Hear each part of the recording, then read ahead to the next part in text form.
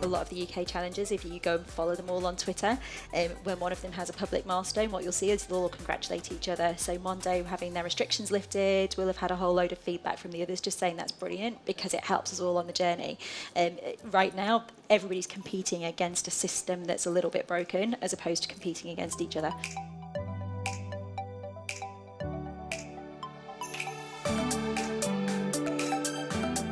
The lack of regulation, the lack of clarity on some of the stuff is worse than having something too draconian in this, because it means you can't have a common standard, a common bar that everyone's working to, and without that commonality, you create gaps where there are lacks of defences or easy targets and so on around that. So I think it's something where there needs to be a lot more collaboration around that.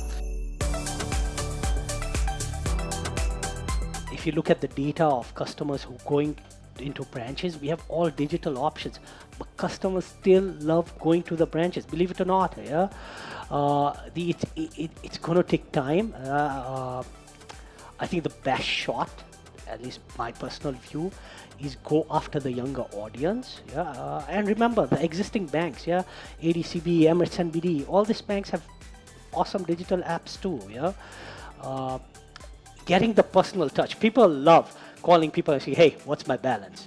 You could have just pressed a few buttons and found out, yeah? But it's consumer behavior. I think changing it is going to be a challenge. And maybe it's something where all the fintechs and the startups work together to try to educate the customer, yeah, that you're better off. To us, obviously, it's a migrant community. People who come from specific markets are more likely to adopt. And second thing is younger generation, yeah, is more likely because they haven't built that relationship yet.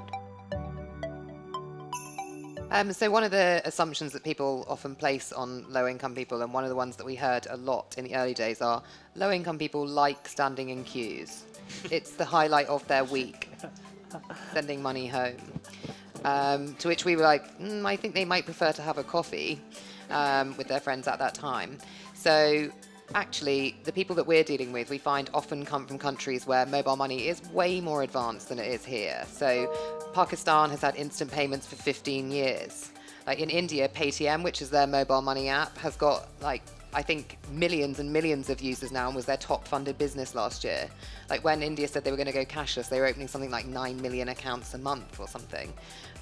So we're talking about a population who are already much more familiar with mobile money than we are, unfortunately. So when we talk to particularly Pakistanis and say, this is the app, what do you think about it? They're like, this is like Easy Paysa, which we've had in Pakistan forever. Why don't we have this here? Like, Give us something more exciting. So, I think there's a lot to be said for a population that are already familiar with these things.